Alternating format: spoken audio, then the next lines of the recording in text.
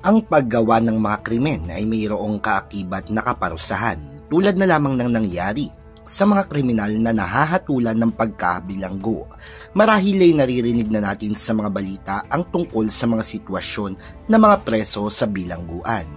Pero may mas matindi pa pala sa mga ito na hindi mo na naising maranasan, at ito ay ang 7 mga kulungan na itinuturing na napakadelikado.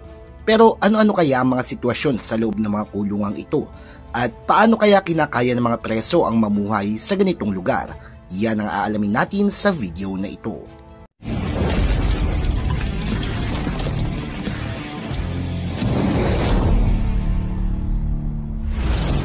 Number 7. Gitarama Prison. Ang Gitarama Prison na matatagpuan sa gitna ng Rwanda, kilala bilang isa sa mga pinakamasahol na kulungan sa mundo.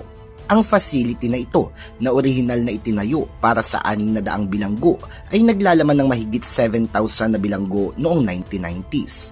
At karamihan ay mga nahatulan dahil sa kanilang pagsali sa genocide noong 1994. Ang sobrang dami na bilanggo ay nagresulta sa kakulangan ng espasyo, pagkain at pangunahing pangangailangan na nagdulot ng malalang kondisyon sa loob ng kulungan.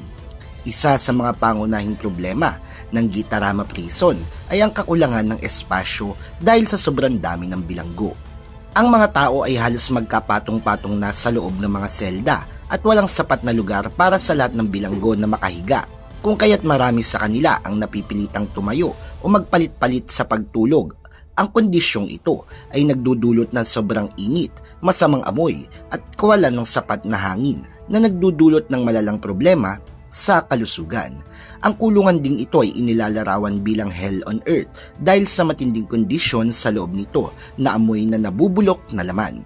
Napipilitan din silang kumain ng mga laman ng ibang mga bilanggo para lang makasurvive sa sobrang gutom. Ito ay sapagkat ang kakulangan sa pagkain ay isa ring malaking problema sa Gitarama. Dahil sa dami ng bilanggo, ang rasyon ng pagkain ay hindi sapat para sa lahat, kung kaya't ang mga bilanggo ay nagiging sobrang payat at malnourished na, nagdudulot ng iba't ibang sakit. Ang kakulangan ng malinis na tubig at ang pagkakaroon ng mga dumi sa paligid ay nagdudulot din ng mabilis na pagkalat ng mga sakit gaya ng tuberculosis. Samantala, ilan sa mga pinakamapanganib na kriminal ang nakakulong dito, tulad na lamang ng rapist, magnanakaw at mga mamamatay tao. Number 6. Quezon City Jail. Ang Quezon City Jail ay isang jail facility sa Quezon City dito sa Pilipinas. Pinamamahalaan ito ng Bureau of Jail Management and Penology o BJMP. Ito rin ay naging simbolo ng pinakamalalang sitwasyon ng mga bilanggo dito sa Pilipinas noong panahon ng kampanya laban sa droga. Ang kampanyang ito na sinimulan noong 2016 ay nagresulta sa pagkakahuli ng libu-libong mga tao. Noong nagsisimula pa lamang ang 2016 ay naiulat na ang QC ay mayroong 3,600 na bilanggo. Subalit, tumaas ito ng hanggang 4,053. Ang sobrang dami ng bilanggo ay nagdulot ng hindi maayos na kalagayan sa loob ng piitan. Ang mga bilanggo ay napilitang magtiis sa masisikip na espasyo kung saan ang ilan ay natutulog na lamang sa sahig o sa mga improvised na duyan. Dahil sa kakulangan ng mga kama, ang sobrang init at sikip sa loob ng selda ay nagdulot ng iba't ibang sakit at impeksyon kung saan ay hindi sapat ang medical care na natatanggap ng mga bilanggo. Dagdag pa rito, ang kalagayan ng QC Jail ay mas malala pa dahil sa kakulangan ng mga facilities at medical services. Ang limitadong akses sa malinis na tubig at ang hindi sapat na sanitation ay nagpalala sa kalagayan ng kalusugan ng mga bilanggo. Ang pagkalat ng sakit tulad ng tuberculosis at iba pang impeksyon ay naging madalas. Dahil sa overcrowding ay nagdulot din ng tensyon sa pagitan ng mga bilanggo at sa mga gwardya. Ang kakulangan ng espasyo at basic needs ay nagresulta sa madalas na mga insidente ng karahasan, riot at pag-aaway. Number 5. San Quintin State Prison. Ang San Quintin State Prison na nasa Marin County, California ay kilala bilang isa sa mga pinakamatinding bilangguan sa United States. Kilala ito dahil sa mga kilalang preso at sa madilim na kasaysayan ng karahasan. Masikip na kulungan at problema sa pamamahala, itinatag noong 1852 at naging simbolo ng kalupitan at kawalan ng hustisya sa penal system ng Amerika. Samantala, Isa sa mga dahilan kung bakit itinuturing na napakasama ng San Quintin ay ang mataas na antas ng karahasan sa loob ng maraming taon. Nagkaroon ng maraming riot at away sa pagitan ng mga gang dito. Maraming bilanggo na saktan at namatay dahil sa mga pag-aaway na ito. Ipinapakita nito na mayroong problema sa pamamahala at pagkontrol sa loob ng bilangguan. Ang mga kondisyon sa San Quintin ay kilala rin bilang napakahirap, masikip ang mga kulungan at puno ng mga bilanggo kung kaya't hindi komportable ang pamumuhay nila dito. At dahil sa sobrang dami nga ng mga preso ay nagkakaroon ng tensyon at stress na nagdudulot ng karahasan. Maliban pa rito, kulang din ito sa tubig, pagkain at medical care. Madalas ay hindi nakakakuha ng sapat na medical care ang mga bilanggo kaya lumalala ang kanilang mga karamdaman. Number 4. Maracaibo National Prison. Ang Maracaibo National Prison sa Venezuela ay kilala bilang isa sa mga pinakamasahol na bilangguan sa buong mundo. Ang Ministry of Prison sa Venezuela ang nag-ooperate nito simula 1958. Ngunit isinara ito noong 2013 dahil sa nangyaring mga insidente. Ang mga kondisyon dito ay talagang malala at kaawa-awa na nagdudulot ng malaking paghihirap sa mga preso. Una, ang bilangguan ay sobrang siksikan. Ang overcrowding ay nagdudulot ng kakulangan sa mga pangunahing pangangailangan tulad ng malinis na tubig, pagkain at maayos na tulugan. Ang kulungan ay ginawa sana para sa 700 inmates lamang, pero nagkaroon ito ng umabot sa 3,400 inmates. Bukod sa kakulangan ng mga pangunahing pangangailangan, ang Maracaibo National Prison ay kilala rin sa matinding karahasan sa loob.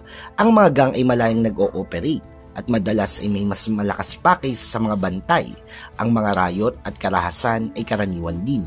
At maraming insidente ng pagpatay at pambubugbog ang naiulat tulad na lamang ng nangyari noong 2013, kung saan ay maraming riot ang naganap na nagresulta sa pagkamatay ng 69 na tao.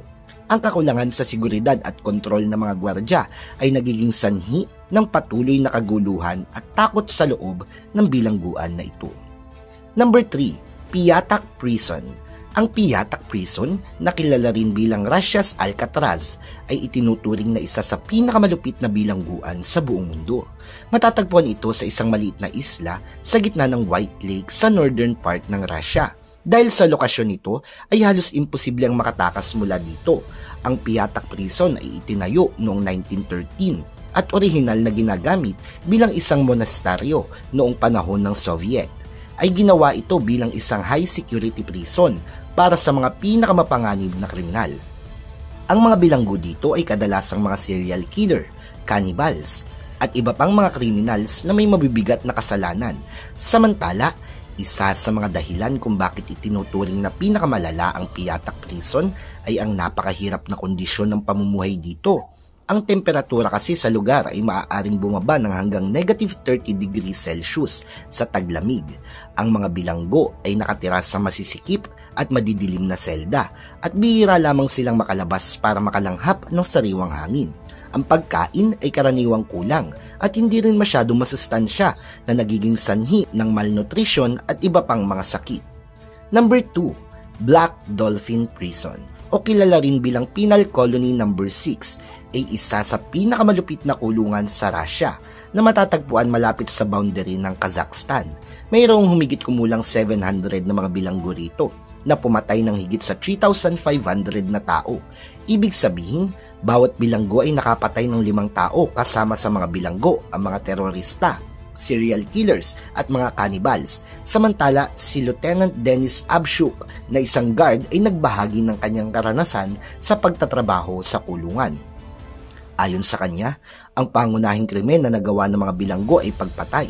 Idinagdag niya na mayroon ding mga minyak, pedophile at terorista sa loob ng kulungan. Narito ang kanyang pahayag. Mahirap tawaging tao ang mga ito. Wala akong nararamdamang awa para sa kanila. Bukod pa rito, pinangalanan naman ito bilang Black Dolphin dahil sa estatwa ng itim na dolphin na ginawa ng mga bilanggo. Number 1. Pinas Ciudad Barrios. Ang Pinas Ciudad Barrios ay itinuturing na isa sa mga pinakamapanganib na kulungan sa mundo. Ayon sa United Nations, ay nalampasan ng El Salvador ang Honduras pagdating sa dami ng pagpatay. Halimbawa, Mula noong January hanggang August 2015 ay nakapagtala ang bansa ng 4,264. Ang average na patayan bawat araw. Ang bilang na ito ay 67% na mas mataas kumpara sa parehong panahon noong 2014. Kaya naman itinuturing na pinakamapanganib na bilangguan sa mundo ang Pinas Ciudad Barrios. Bukod dito, ang bilangguan ay ginawa upang itago at ihiwalay ang mga gang na tinatawag na Mara Salvatrucha mula sa lipunan. Ito ay sapagkat ang gang na ito ang pinakamapanganib na gang sa bansa nila. Ang kulungang ito ay puno ng mga armadong tao, mga nagbebenta ng droga, killers at mga members ng iba pang gang. Iniiwasan din ng mga otoridad na makialam sa mga internal conflict ng mga bilanggo. Sobrang nakakatakot sa lugar na ito dahil sa mga tao na nakakulong dito. Samantalang ilang mga pictures sa loob ng bilangguan ay nagdudulot din ng matinding takot at maaari nating ma-imagine kung anong kalagayan sa loob nito. Ang London photographer na si Adam Hinton ay kumuha ng ilan sa mga larawan na ito noong 2013 na agad naging tanyag sa buong mundo. Nakatanggap siya ng pahintulot na pumasok sa lugar at kumuha ng mga larawan. Sinabi rin niya na karamihan sa mga bilanggo ay may mga tattoo sa kanilang balat. Kabilang na rito ang kanilang mga mukha. Dagdag pa ni Hilton, ang pakiramdam sa loob ng complex ay parang total abandonment na parang wala ng pag-asa. At ito nga mga kaibigan ang 7 pinakadelikadong kulungan sa buong mundo. Anong masasabi mo? Ibigay ang iyong opinion sa ating comment section down below. Maraming salamat sa inyong pagtutok at pakikinig. Naway marami kayong natutunan sa video natin ngayong araw na ito. Hanggang sa muli at kita-kits tayo sa ating mga susunod pang mga videos.